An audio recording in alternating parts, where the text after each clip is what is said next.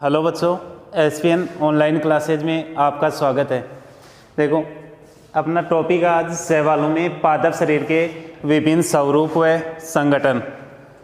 शैवालों में जो पादप शरीर के विभिन्न स्वरूप और संगठन है, इसके अंदर एक तो इनके साइज और एक इनकी शेप के बारे में अध्ययन करेंगे।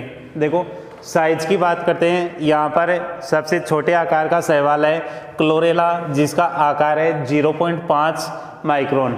सबसे छोटे आकार का शैवाल कौन सा है? क्लोरेला। साइज कितनी है इसकी? 0.5 माइक्रोन। इसके बाद में आता है 20 से 30 माइक्रोन।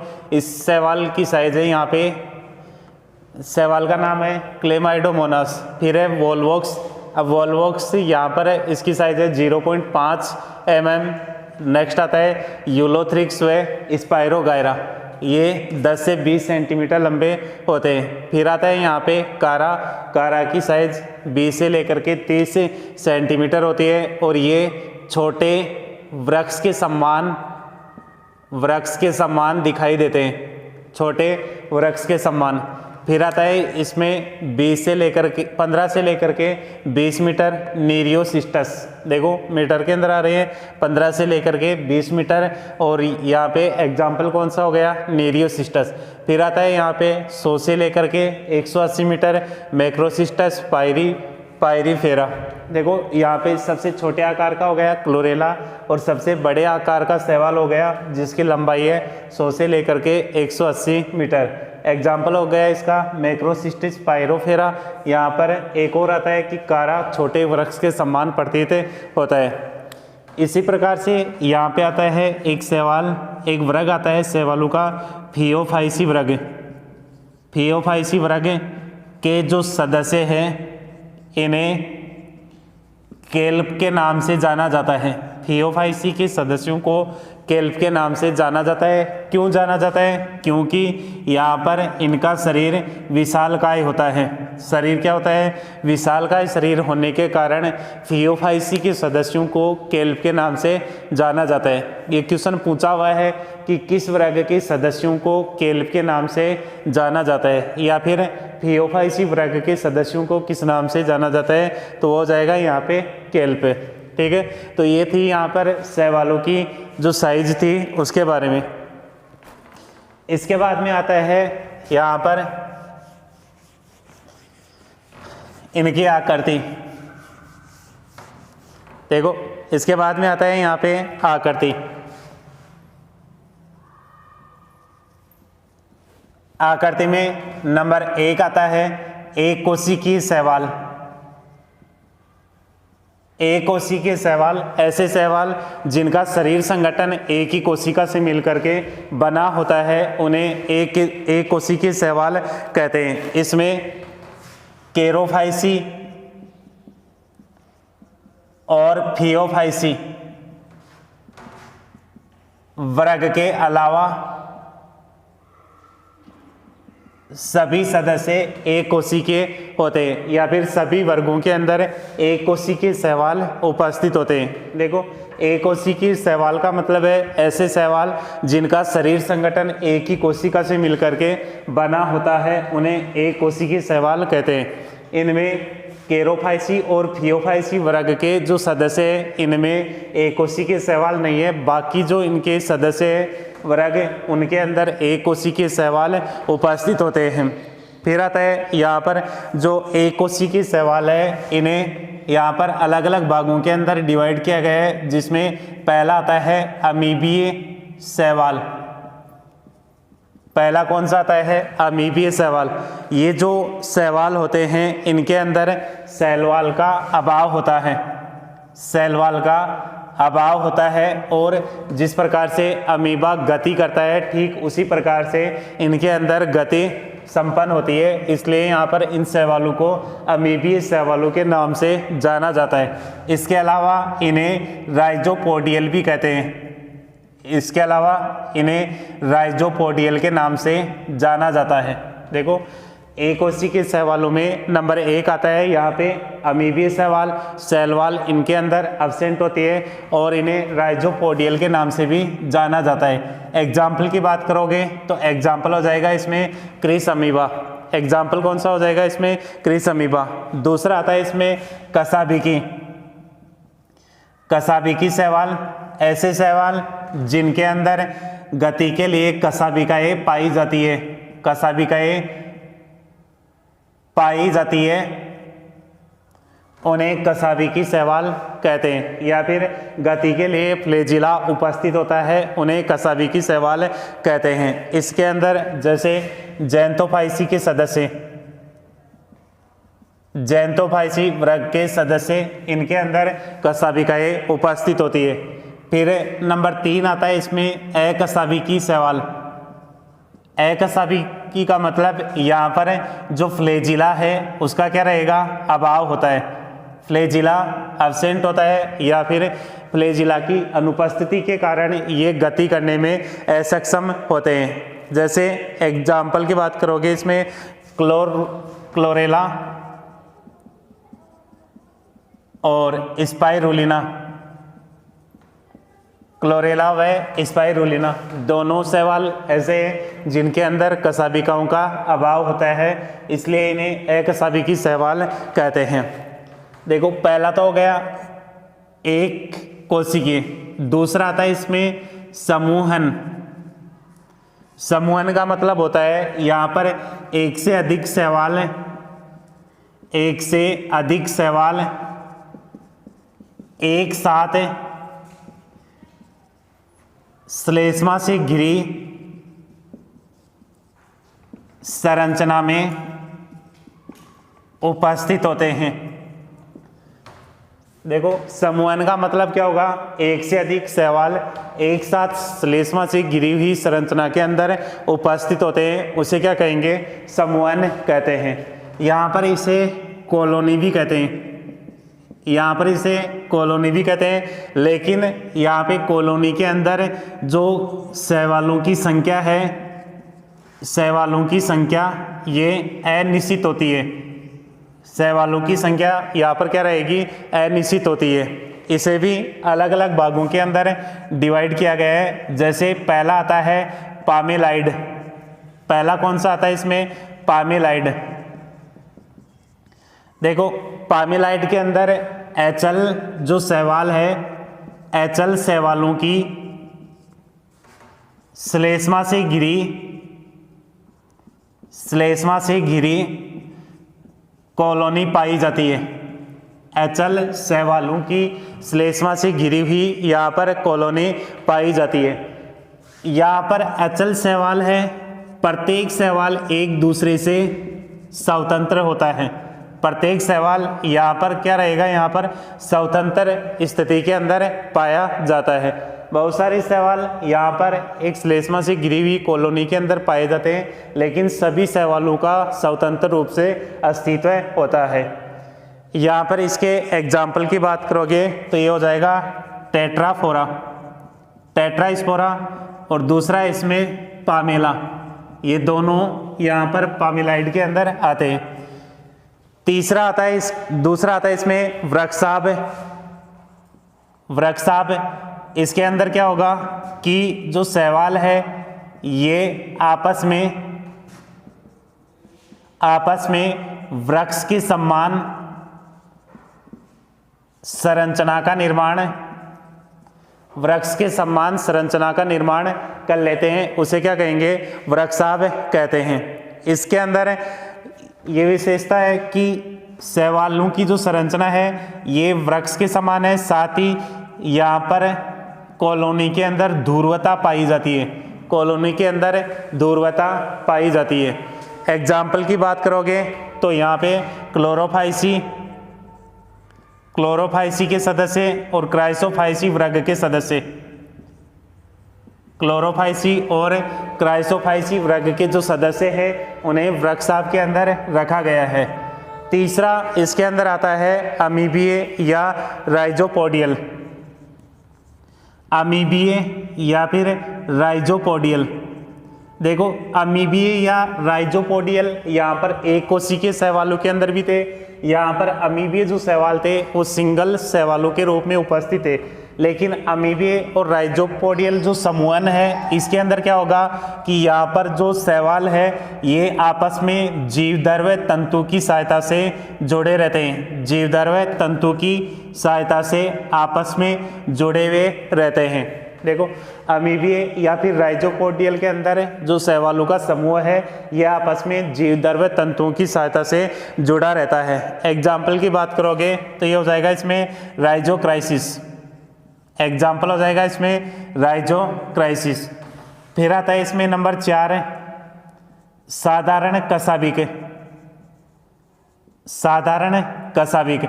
अब देखो समूह तो है लेकिन यहाँ पर शैवालों के अंदर कसाबिकाएँ पाई जाती है, यहाँ पर शैवालों के अंदर कसाबिकाएँ पाई जाती है। और समूह के अंदर जो शैवालों की संख्या है, शैवालों की संख्या ये वातावरण के अनुसार कम या अधिक हो सकती है। देखो साधारण कसाबिक के अंदर क्या है, शैवाल तो यहाँ पे श्लेष्मा से घिरी हुई संरचना के अंदर उपस्थित है लेकिन इनकी जो संख्या है ये वातावरण के अनुसार कम या अधिक हो सकती है। एग्जाम्पल आता है इसमें साइन्यूरा, क्राइसोफाइसी वर्ग का सदस्य है साइन्यूरा। यहाँ पर शैवाल कसाबिक है और इसकी जो सदस्य है ये कॉलोनी के अंदर उपस्थित होते हैं लेकिन वातावरण के अनुसार ये अपनी संख्या के अंदर कमी या वृद्धि कर सकते हैं। फिर आता है इसके अंदर तीसरा आता है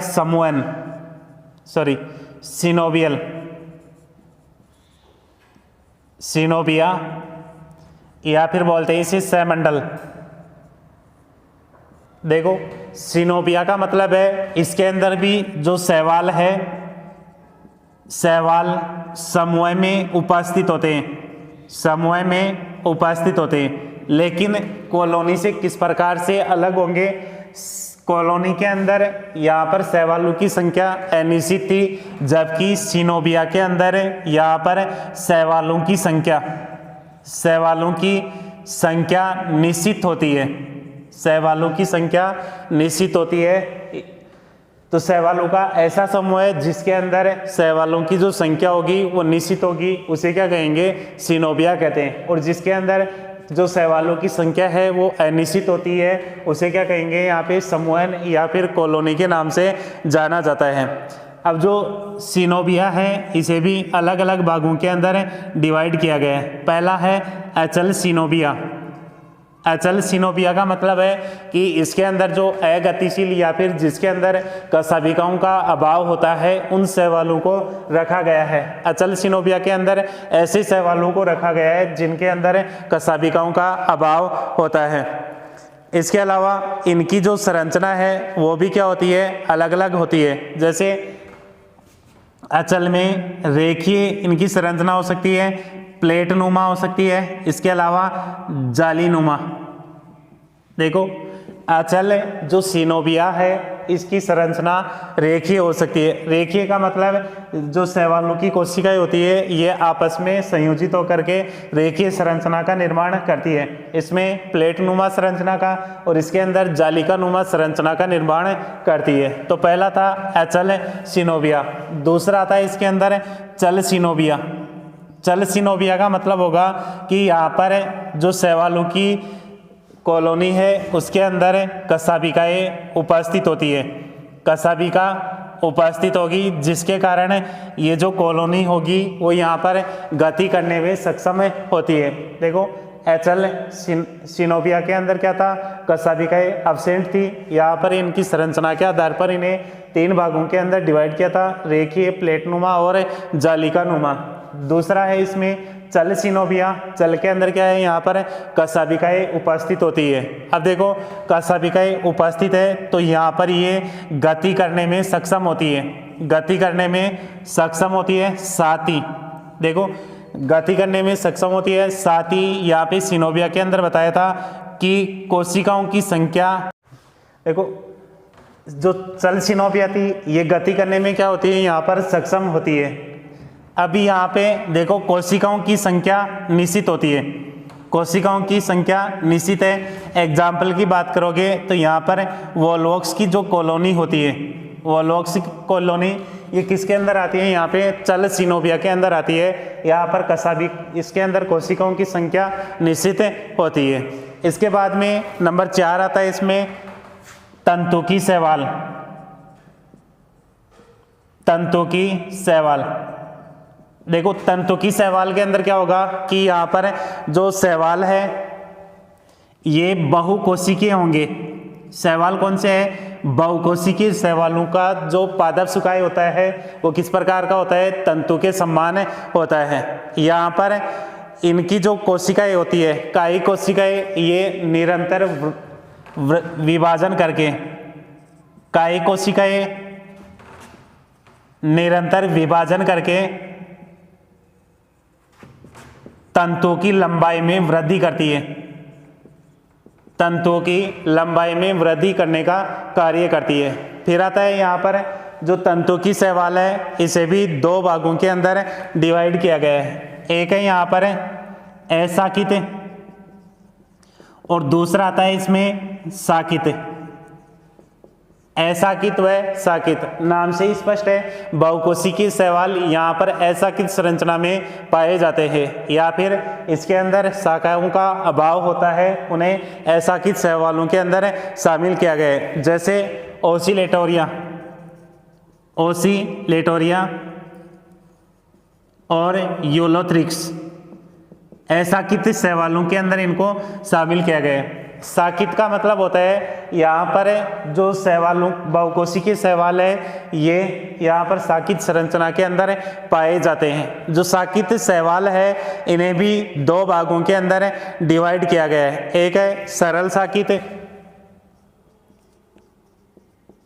सरल, और एक आता है विषम तंतु की। एक तो है सरल साकित और एक आता है विषम तंतु की। सरल साकित का मतलब पार्श्व के अंदर शाखाएं उपस्थित होती है। थैलस के पार्श्व के अंदर जो शाखाएं होती है, या फिर जो थैलस का मुख्य अक्ष होता है उसके अंदर पार्श्व शाखाएं उपस्थित होगी, उसे सरल साकित कहते हैं। दूसरा है इसमें विषम तंतु की। विषम तंतु की जो शैवाल होते हैं इनके अंदर भी यहाँ पर जो इनका पादप सुकाय होता है ये 2 भागों में ऊर्ध्व व शयन कंडीशन के अंदर पाया जाता है। ऊर्ध्व का मतलब होता है यहाँ पे जो जल की सतह होती है उसके ऊपर की ओर वृद्धि कर रहा है, और शयन का मतलब होता है जल के तल के समांतर वृद्धि करता है। तो यहाँ पर जो तंतु की शैवाल है किनके अंदर आता है, बहुकोशिकीय शैवालों की बात कर रहे हैं। इनकी जो कायी कोशिकाएं होती है ये निरंतर विभाजित होकर के तंतु की लंबाई में वृद्धि करती है। 2 प्रकार है, असाकित और साकित।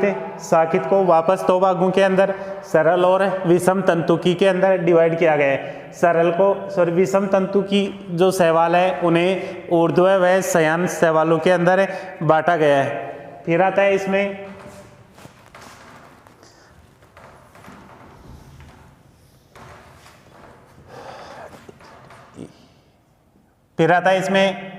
आभासी मृदुतकीय। आभासी मृदुतकीय, देखो आभासी मृदुतकीय जो शैवाल है इनके अंदर पादप सुकाय का संगठन, पादप सुकाय का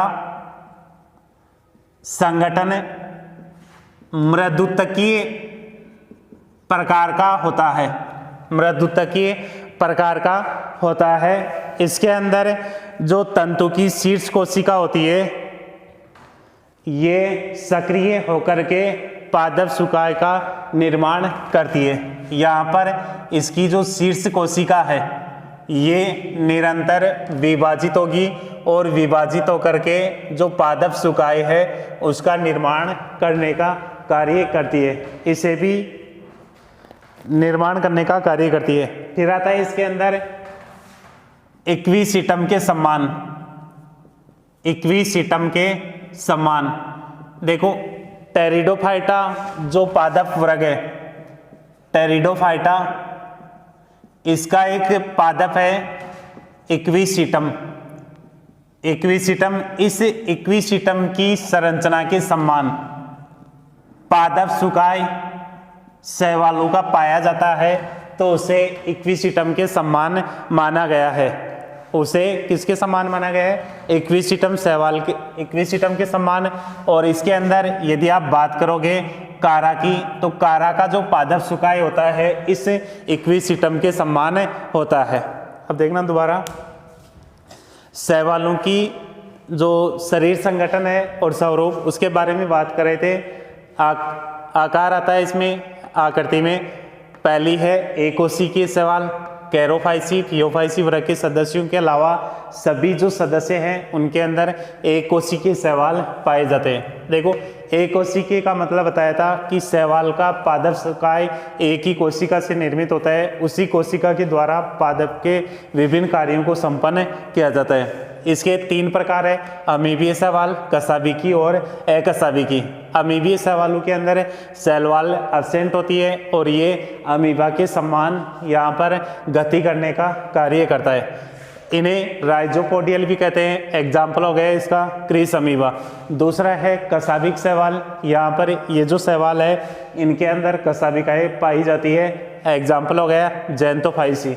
फिर है अकसाबिकी, फ्लैजिला यहाँ पर एब्सेंट है। एग्जाम्पल हो जाएगा क्लोरेला और स्पाइरुलिना।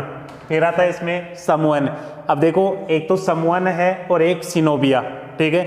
समूहन को आप कॉलोनी भी बोल सकते हो। यहाँ पे एक से अधिक शैवाल एक साथ श्लेष्मा से घिरी हुई संरचना के अंदर पाए जाते हैं। अब कॉलोनी क्यों कहते हैं इसे? क्योंकि यहाँ पर शैवालों की जो संख्या होती है वो अनिश्चित होती है। समूहन को यहाँ पे अलग भागों के अंदर डिवाइड किया गया है। पहला है पामेलाइड, एचल शैवालों की, एचल शैवाल यहाँ पर समूह के अंदर श्लेष्मा से घिरी हुई कॉलोनी के अंदर उपस्थित होते हैं और प्रत्येक कोशिका या फिर प्रत्येक शैवाल यहाँ पे स्वतंत्र रूप से कार्य करता है। एग्जाम्पल टेट्रास्पोरा और पामेला। दूसरा है वृक्षाभ, शैवाल आपस में वृक्ष के समान संरचना का निर्माण कर लेते हैं और इस के अंदर पाए जाने वाले जो शैवाल होते हैं उनके अंदर ध्रुवता पाई जाती है, जैसे क्लोरोफाइसी और क्राइसोफाइसी वर्ग के सदस्य। तीसरा है अमीबीय या राइजोपोडियल समूहन। इसके अंदर जीवद्रव्य तंतुओं की सहायता से शैवालों की कोशिकाएं आपस में जुड़ी रहती है। एग्जाम्पल हो गया राइजोक्राइसिस।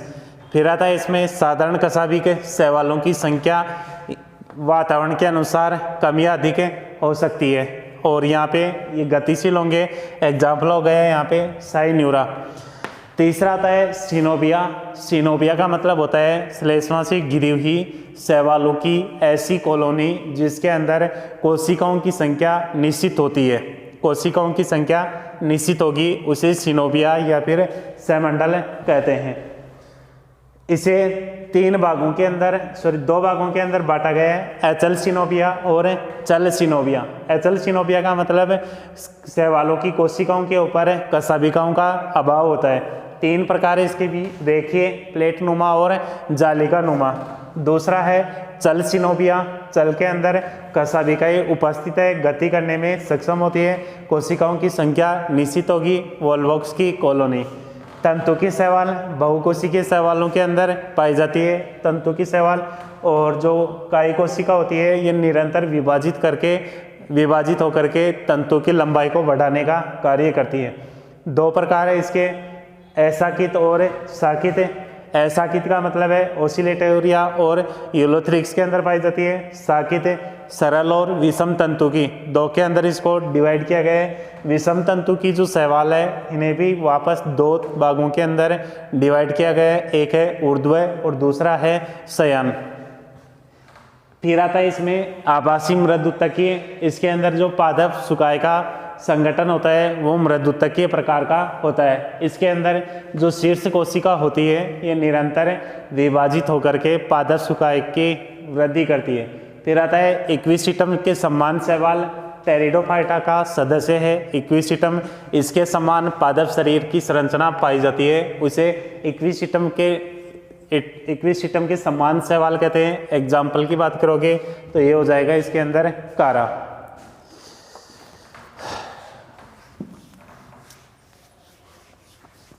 आगे देखो,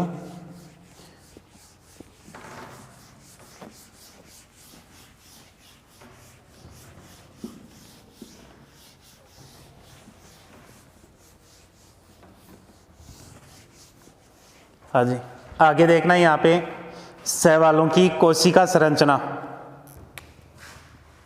शैवालों की कोशिका संरचना, cell structure in algae. Cell structure in algae, देखो यहाँ पे शैवाल पादप कोशिकाओं के अंदर आते हैं तो सबसे पहले बाहर की ओर जो आवरण होता है वो किसका होगा? सेल वॉल का। ठीक है, तो यहाँ पे जो सेल वॉल है, सेल वॉल की बात करोगे तो यहाँ पर सभी जो शैवाल होते हैं, सभी शैवालों में सेल वॉल प्रेजेंट होगी, कोशिका भित्ति यहाँ पे उपस्थित होती है। अब देखो कोशिका भित्ति यहाँ पर कई पदार्थों से मिलकर के बनी होती है, जैसी पॉलीसेकेराइड हो गई, एमिनो एसिड हो गया, प्रोटीन हो गया। ठीक है, देखो सेल वॉल जैसे किससे निर्मित है? पॉलीसेकेराइड, इसके अलावा प्रोटीन और इसके अलावा एमिनो एसिड आदि से मिलकर के इनकी जो सेल वॉल होती है वो बनी हुई होती है। अब देखो यहाँ पर जो अलग अलग वर्ग है शैवालों के, उनके अंदर जो सेल वॉल होती है वो अलग अलग प्रकार से निर्मित होती है। जैसे क्लोरोफाइसी की बात करोगे आप, क्लोरोफाइसी वर्ग की बात करोगे तो यहाँ पर क्लोरोफाइसी वर्ग में ये सेलुलोज से निर्मित होती है। किससे निर्मित होती है? सेलुलोज से निर्मित होती है। रोडोफाइसी में जाइलोज, रोडोफाइसी के अंदर जाइलोज या फिर इसके अलावा होती है इसमें ग्लैक्टोज द्वारा, जाइलोज व ग्लैक्टोज के द्वारा इनकी सेल वॉल निर्मित होती है। फिर आता है फियोफाइसी में, फियोफाइसी में फ्यूसनिक अम्ल से, फियोफाइसी वर्ग के सदस्यों में सेल वॉल फ्यूसनिक अम्ल से निर्मित होती है। फिर आता है यहाँ पे साइनोफाइसी, साइनोफाइसी के सदस्यों में म्यूकोपेप्टाइड से, म्यूकोपेप्टाइड से निर्मित सेल वॉल उपस्थित होती है। फिर आता है यहाँ पे बेसिलियोफाइसी, बेसिलेरियोफाइसी इस वर्ग के सदस्यों को डायटम्स के नाम से भी जाना जाता है। बेसिलियोफाइसी वर्ग के सदस्यों को डायटम्स के नाम से जाना जाता है और इनकी जो सेल वॉल होती है सिलिका और पैक्टिन से मिलकर के बनी होती है। किससे मिलकर बनी होती है? सिलिका व पैक्टिन से मिलकर बनी होती है। बाहर की ओर सेल वॉल सिलिका से और अंदर की ओर पैक्टिन से मिलकर के बनी होती है। देखो सेल वॉल, सभी शैवालों में सेल वॉल प्रेजेंट है, पॉलीसेकेराइड, प्रोटीन व एमिनो एसिड से मिलकर के बनी होती है। क्लोरोफाइसी वर्ग के सदस्यों में ये सेलुलोज से निर्मित होती है। रोडोफाइसी में जाइलोज व ग्लैक्टोज से मिलकर बनी होती है। फियोफाइसी वर्ग के सदस्यों में फ्यूसनिक अम्ल से मिलकर बनी होती है। साइनोफाइसी में म्यूकोपेप्टाइड से मिलकर बनी होती है। और बेसिलियोफाइसी के जो सदस्य हैं जिन्हें डायटम्स के नाम से जाना जाता है, सिलिका और पैक्टिन से मिलकर के इनकी सेल वॉल बनी होती है। फिर आता है यहाँ पे कसाबिकाएं। कसाबिकाएं, देखो कसाबिकाएं यहाँ पर शैवालों में गति करवाने का कार्य करती है। कसाबिकाएं शैवालों के अंदर गति करवाने का कार्य करती है। पहले भी आया था यहाँ पे कि चल शैवालों के अंदर कसाबिकाएं पाई जाती है और जो अचल शैवाल होते हैं उनके अंदर कसाबिकाओं का अभाव होता है। तो अचल शैवालों के बारे में नहीं पढ़ेंगे, केवल किस में पढ़ेंगे? चल शैवालों के अंदर, कि जिनके अंदर कसाबिकाएं पाई जाती है और गति करते हैं, उन्हीं के अंदर कसाबिकाओं का अध्ययन करते हैं। तो देखना यहाँ पर कसाबिकाओं की पहली आती है इसमें कसाबिकाओं की स्थिति, पहले आते हैं इसमें कसाबिकाओं की स्थिति। इसमें 3 प्रकार आते हैं, अग्र, उप अग्र और पार्श्व। देखो अग्र का मतलब होता है यहाँ पर कि जो शैवाल है उसके शीर्ष भाग पर कशाभिकाएं उपस्थित होगी, वो तो हो गई अग्र स्थिति। दूसरा आता है उप अग्र। इसके अंदर क्या होगा कि जो शैवाल है इसके अंदर शीर्ष भाग को छोड़कर थोड़ा नीचे की ओर यहाँ पर कशाभिकाएं उपस्थित होगी, उसे उप अग्रस्त स्थिति कहते हैं। और तीसरा आता है यहाँ पर कि जो शैवाल है उसके अंदर पार्श्व में यहाँ पर कशाभिकाएं उपस्थित होगी, उसे पार्श्व स्थिति कहते हैं। तो देखना कशाभिकाओं की स्थिति के आधार पर शैवाल 3 प्रकार के हैं, अग्रस्त वाले, उपअग्रस्त व पार्श्व। अग्रस्त का मतलब शीर्ष भाग पर कशाभिकाएं पाई जाती है, उपअग्रस्त का मतलब शीर्ष से कुछ नीचे की ओर कशाभिकाएं उपस्थित होती है। ये वाली जो स्थिति होती है ये ताज के समान प्रतीत होती है। किसके समान होगी? ताज के समान प्रतीत होती है। और पार्श्व के अंदर जो शैवाल होते हैं इसके पार्श्व के अंदर यहाँ पर कशाभिकाएं उपस्थित होती है। तो स्थिति के आधार पर इसके कितने प्रकार हो गए? 3 प्रकार। फिर आता है यहाँ पे कशाभिकाओं की संख्या। कशाभिकाओं की संख्या के आधार पर, जैसे एक कशाभिका यहाँ पे जो युगलिना होता है उसके अंदर पाई जाती है। एक कशाभिका किसके अंदर पाई जाती है? युगलिना के अंदर। 2 की बात करोगे 2 पाई जाती है वोल्वॉक्स में। 4 पाई जाती है यूलोथ्रिक्स के चल बीजाणुओं में। यूलोथ्रिक्स के जो चल बीजाणु होते हैं उनके अंदर 4 पाई जाती है। और फिर आता है यहाँ पे नंबर 3 असंख्य। ये होती है ओडोगोनिया में।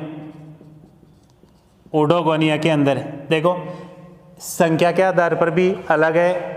एक कशाभिक युगलिना, द्विकशाभिक वोल्वॉक्स हो गया, 4 कशाभिक हो गया यूलोथ्रिक्स के चल बीजाणु, और असंख्य हो गई यहाँ पे ओडोगोनिया के चल बीजाणु। 4 कशाभिकाएं किसके अंदर हो गई? ओडोगोनिया के जो चल बीजाणु होते हैं उनमें 4 कशाभिकाएं उपस्थित होती है। फिर आता है यहाँ पे कशाभिकाओं का आमाप।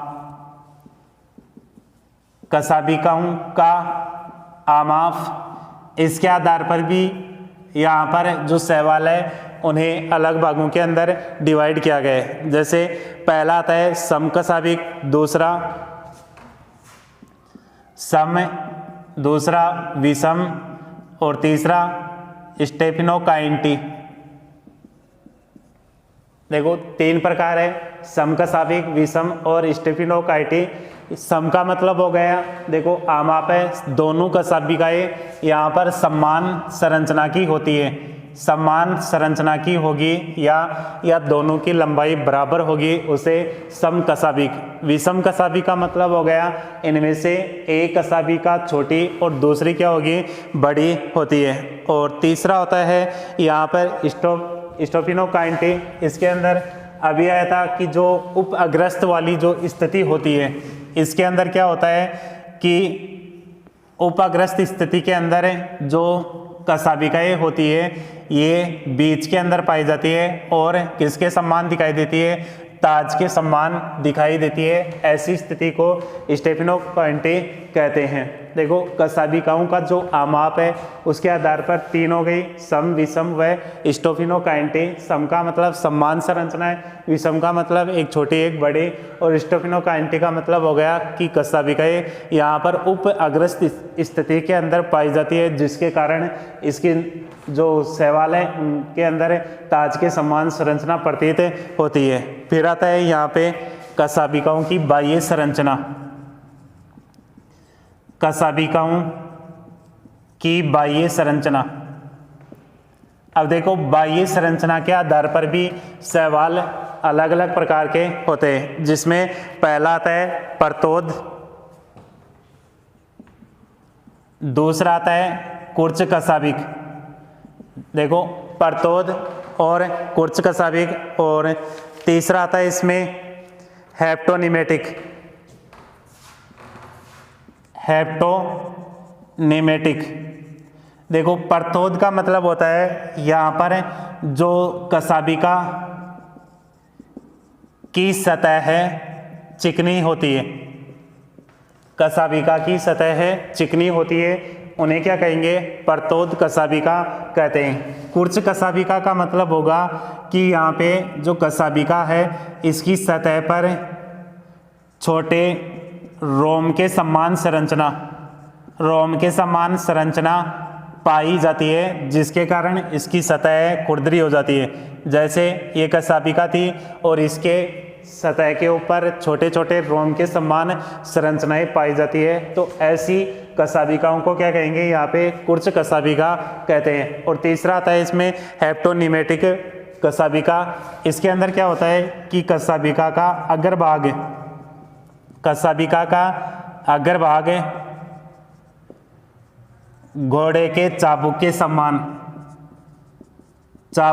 समान होता है, यानी कि जो अग्रभाग होता है ये आगे से कुंडलित अवस्था के अंदर पाया जाता है। इस प्रकार के जो कशाभिकाएं होती है उन्हें हेप्टोनिमेटिक कशाभिका कहते हैं। देखो, बाह्य संरचना के आधार पर भी कशाभिकाओं के 3 प्रकार है, परतोद, कुर्च व हेप्टोनिमेटिक। परतोद का मतलब हो गया बाह्य सतह यहाँ पर कैसी है, चिकनी होती है। कुर्च का मतलब सतह पर छोटे छोटे रोम के समान संरचनाएं पाई जाती है, जिसके कारण सतह खुरदरी हो जाती है। और तीसरा है हेप्टोनिमेटिक कशाभिकाओं का अग्रभाग यहाँ पर घोड़े के चाबुक के समान होता है, या फिर यहाँ पर कशाभिका का अग्रभाग कुंडलित अवस्था के अंदर पाया जाता है, उसे हेप्टोनिमेटिक कहते हैं। फिर आता है यहाँ पे कशाभिकाओं की आंतरिक संरचना। कशाभिकाओं की आंतरिक संरचना, देखो कशाभिकाओं की जो आंतरिक संरचना है उसके अंदर 9+2 का विन्यास पाया जाता है। किसका विन्यास पाया जाता है, 9+2 का विन्यास। 9+2 का मतलब है अंदर की ओर 2 और यहाँ पर परिधि की ओर 9 यहाँ पर सूक्ष्म तंतु की संरचनाएं उपस्थित होती है। ये जो परिधि वाली जो संरचनाएं होती है, अंदर वाले जो एकक तंतु होते हैं उनसे जुड़ी हुई संरचना के रूप में उपस्थित होते हैं और एक पहिए के समान यहाँ पर संरचना का निर्माण कर लेते हैं। देखो, कशाभिकाओं की आंतरिक जो संरचना होती है वो होती है 9+2 विन्यास के अंदर पाई जाती है। यहाँ पर केंद्र के अंदर यहाँ पर 2 एकक अणु होते हैं, जबकि परिधि की ओर 9 द्विक अणु उपस्थित होते हैं। जो 9 अणु होते हैं ये केंद्र वाले अणु से जीवद्रव्य तंतुओं की सहायता से जुड़े रहते हैं, और जो इनकी परिधि होती है या फिर कशाभिकाओं का जो बाह्य आवरण होता है एक जीवद्रव्य झिल्ली की सहायता से घिरा हुआ रहता है। तो ये था यहाँ पे कशाभिकाएं। देखो दोबारा देखें, कशाभिकाएं गति करवाने में सक्षम होती है स्थिति अगर उपग्रस्त व पार्श्व संख्या हो गई यहाँ पे 1 2 4 असंख्य, एक युगलिना के अंदर 2, वोल्वोक्स के अंदर 4, यूलोथ्रिक्स के चल बीजाणु और असंख्य होती है ऊडोगोनिया के चल बीजाणु। फिर है कशाभिकाओं का अमाप समकशाभिक समान संरचना होगी, विषम छोटी या बड़ी होगी। और स्टेफिनोकाइंटी के अंदर यहाँ पर कशाभिकाएं उपाग्रस्त अवस्था के अंदर पाई जाती है, जिसके कारण ये ताज के समान प्रतीत होती है। फिर है कशाभिकाओं की बाह्य संरचना परतोद, कुर्च व हेप्टोनिमेटिक। परतोद का मतलब कशाभिका की सतह चिकनी होती है, कुर्च का मतलब यहाँ पर सतह पर छोटे छोटे रोम जैसी संरचनाएं पाई जाती है। हेप्टोनिमेटिक कशाभिकाओं का अग्रभाग घोड़े के चाबुक के समान होता है। और फिर आता है कशाभिकाओं की आंतरिक संरचना 9+2 विन्यास पाया जाता है। केंद्र में 2 अणु एकक के रूप में और परिधि पर 9 अणु यहाँ पर द्विक अवस्था के अंदर पाए जाते हैं। ये जो अणु होते हैं ये आपस में जीवद्रव्य तंतुओं की सहायता से जुड़े रहते हैं। इसके अलावा कशाभिकाओं की जो बाह्य संरचना होती है वो किस प्रकार की होगी, जीवद्रव्य झिल्ली के द्वारा ढकी हुई होती है।